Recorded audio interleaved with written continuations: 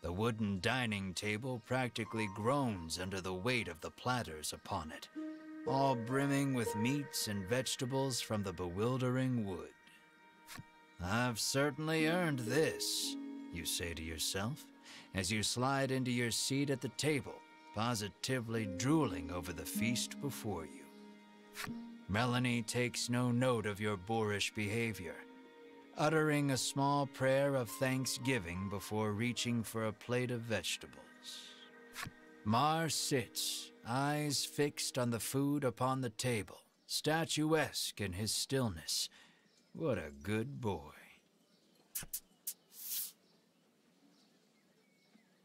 Mar clears the entire table in a matter of seconds, even emptying the water barrel in a single gulp.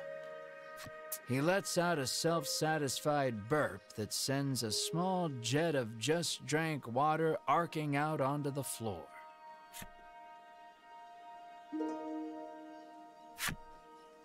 The sun sinks low, and the day draws to a close.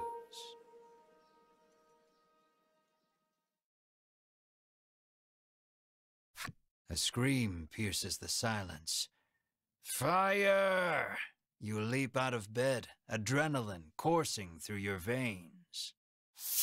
The others follow suit, and before long you've burst through the front door and into the street.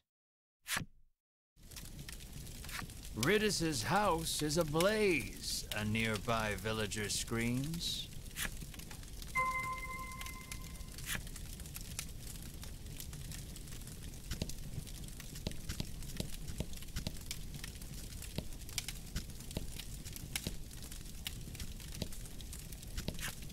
"My mother is still inside," Riddis shrieks, darting past you to fetch water from the well south of the village.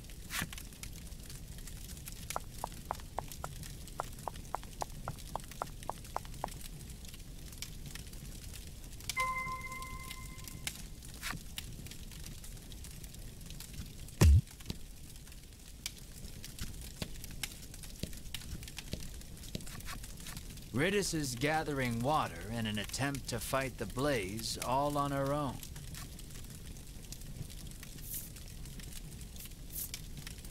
Melanie tosses a nearby bucket into the well and hauls it up by the rope. But she hasn't the strength to raise a full bucket out of the well. She releases the rope and examines her raw, reddened hands. None can say she did not try.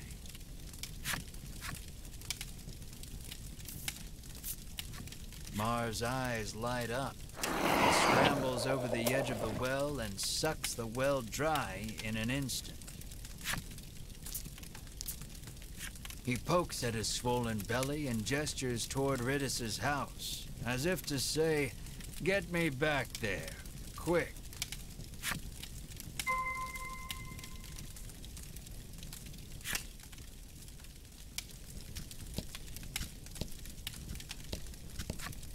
"Quickly, put it out.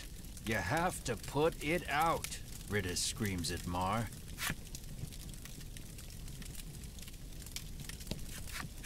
Mar douses the house with the water he sucked up from the well. The fire is reduced to mere embers, and all is well. Or so you think. Something darts out from behind the house and attacks.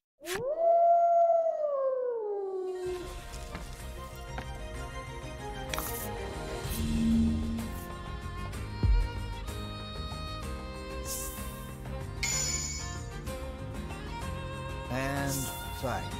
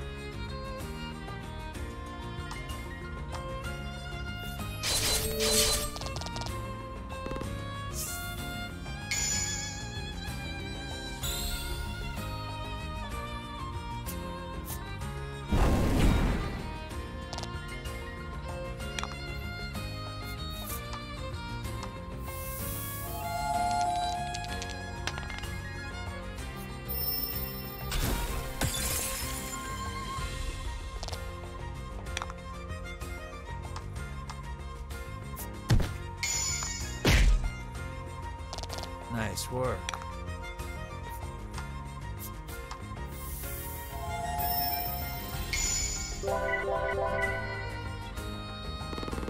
That was lucky.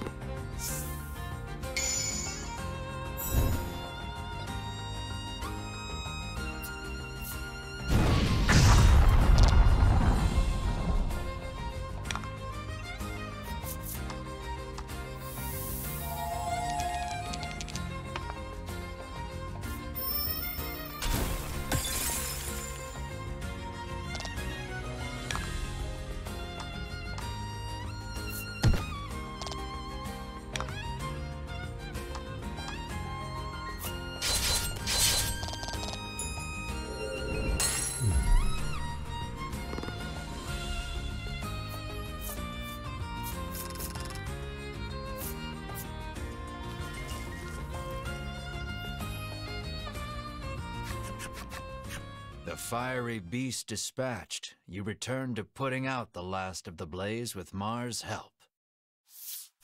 Ridus's mother, now safe, tells you the creature came out of nowhere and set the house aflame.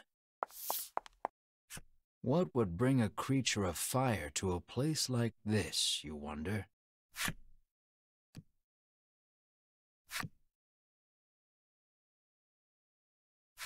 Light breaks on a new day, and the commotion of the fire feels but a nightmare.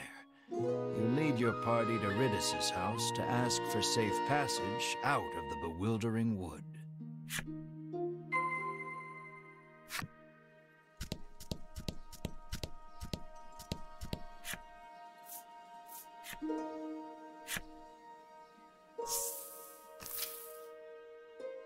Though spared from complete collapse, Ridus's home has been thoroughly scorched.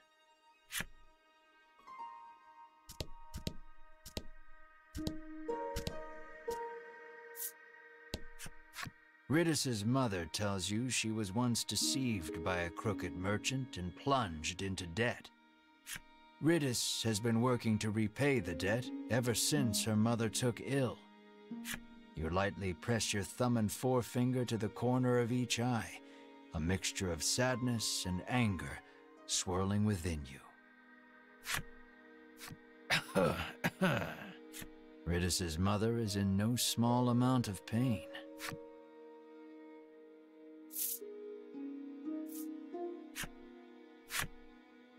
The item you've proffered has no effect on her illness. But I appreciate the thought all the same, she says with a smile. Ridus's mother hands you mysterious card 3 as a token of her gratitude.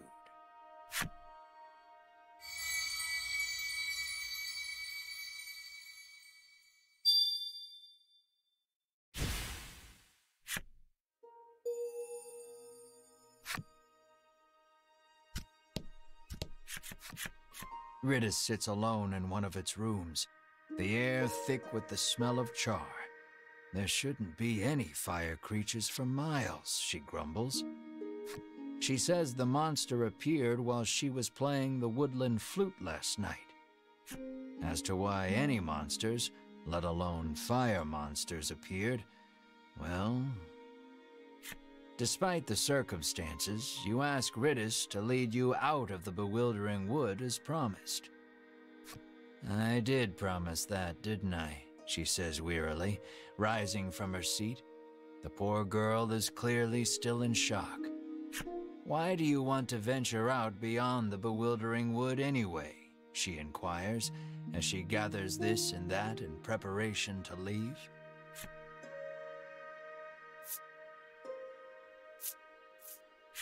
We are in search of the dragon, you say valiantly, adding, the reward will be significant should we defeat him.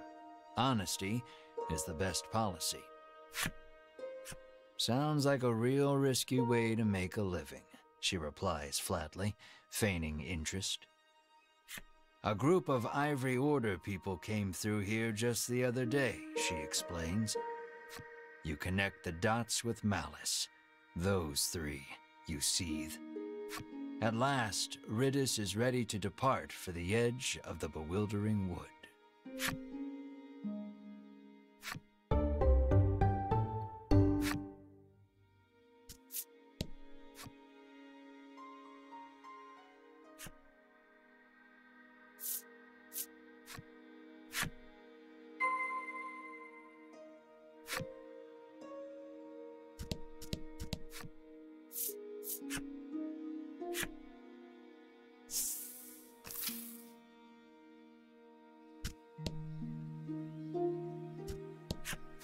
This road takes you to the east side of the bewildering wood, but you'd be hard-pressed to find your way without a woodlander's help, the guard warns. Upon seeing that Riddis is with you, he steps aside and lets you through.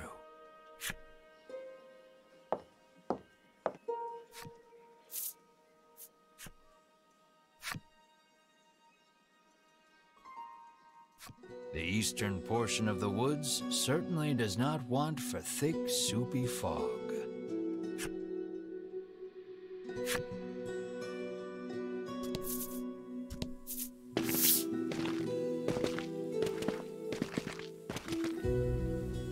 You turn away, ready to lead the party deeper into the bewildering wood. Wait just a moment, you lot, calls the voice of an older man from somewhere behind you. Riddis appears to be familiar with him. She calls him Mr. O. Here you are, young lady, he says, handing her a slip of paper. Oh dear. Further, Mr. O explains, Riddis did not have a fire insurance policy at the time of the conflagration, and so she shall have to pay in full.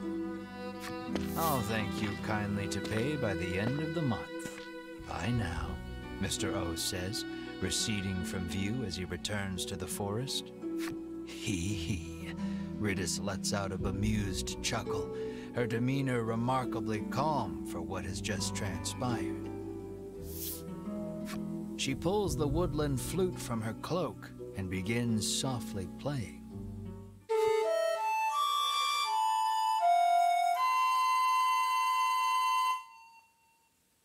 Riddis's ear-splitting performance, shall we say, draws monsters out from behind the trees.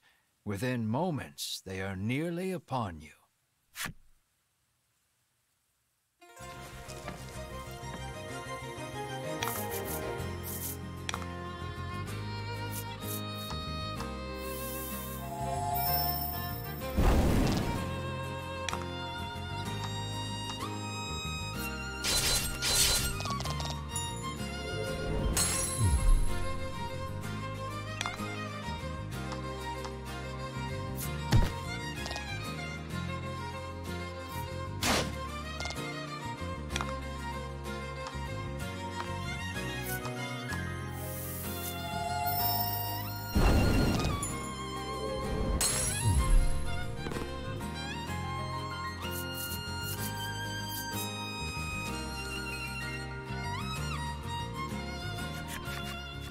That's odd. I must have made a mistake, Riddis says, burying her face in her old book once more.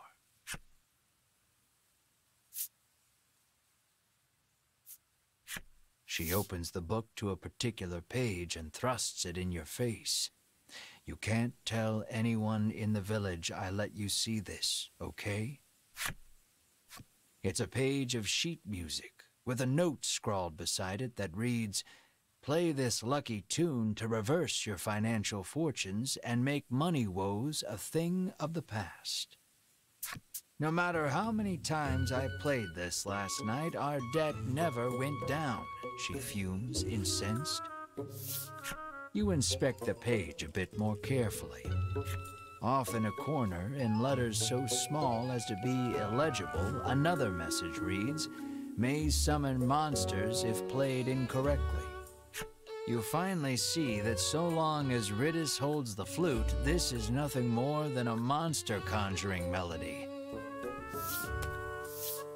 You snatch the woodland flute from her hands. "You have lost your flute-playing privileges," you inform her.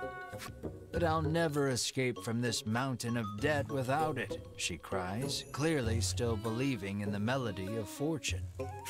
Melanie quietly opines that while Riddis is many things, bright is not one of them.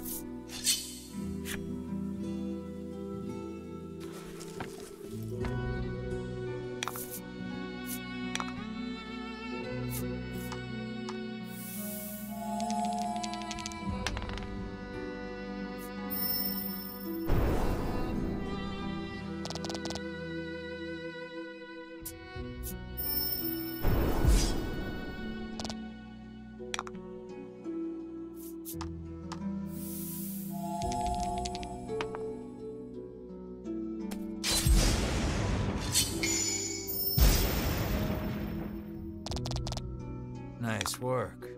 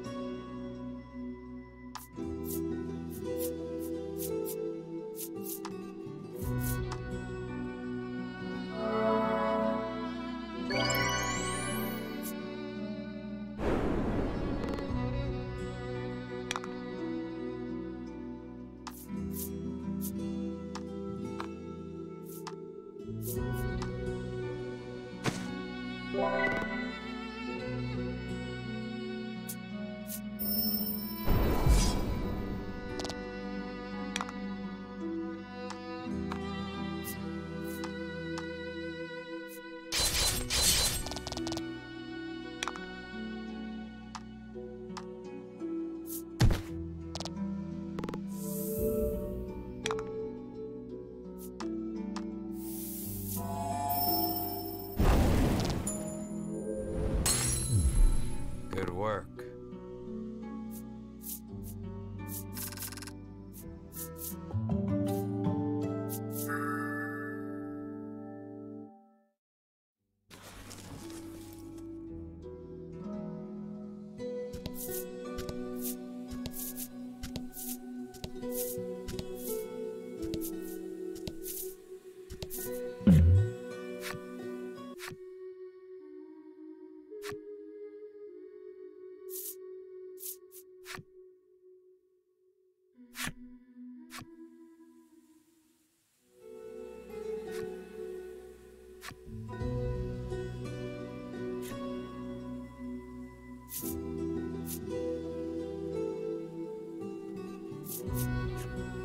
shout the words in a loud voice. The woman's mouth hangs open, wide. The words are so plain, perhaps overly so, which is precisely why they pierce the heart, she says, your cheap words somehow resonating with her. She entreats you to let her use your lyrics, imagining the royalties, you happily agree.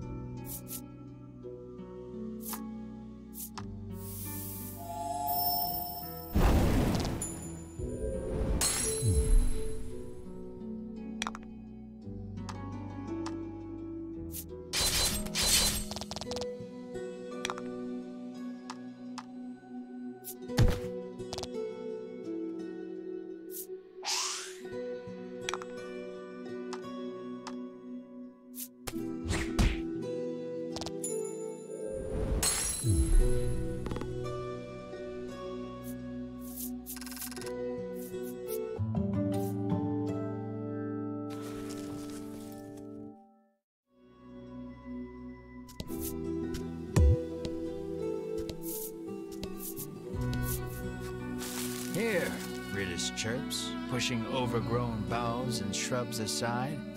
As she does, a hidden path out of the bewildering wood comes into view.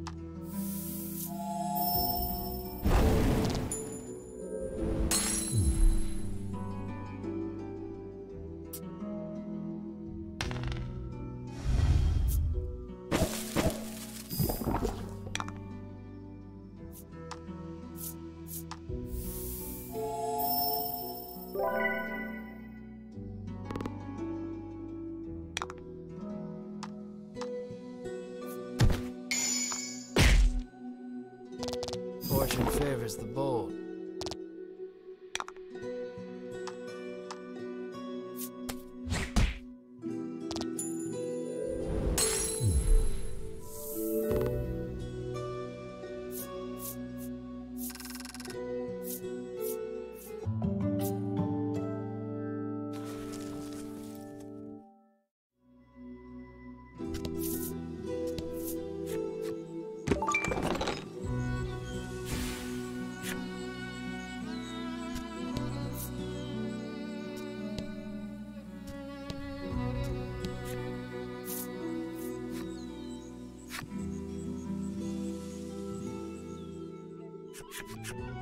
At last, you are free of the bewildering wood.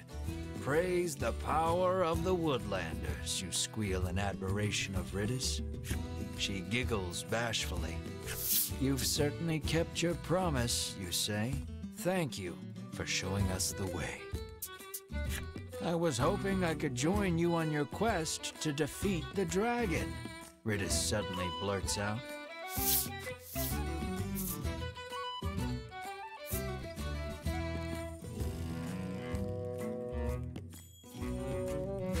She takes out her old book and thrusts another page in your face. This week's creature of fortune is the dragon. Boons may befall those who encounter him. Melanie's jaw goes slack. What is the deal with this book? Melanie asks, bewildered.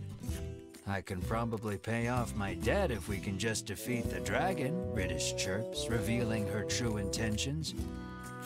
No, I won't dilute my share of the riches any further. No more additions to the party, you bark. Have you no heart? Are you just going to leave a young, helpless girl like me to drown in an ocean of debt and deal with that crusty old man? Riddis fires back relentlessly. I want to go. No. So goes the endless chorus of your thoroughly unproductive argument. Melanie calmly reminds you that the party in its current form stands little chance of defeating the dragon. See, you need me, Riddis says, sensing an opportunity. Your well-reasoned argument of no thwarted, you nod your head in resignation and welcome Riddis to the party.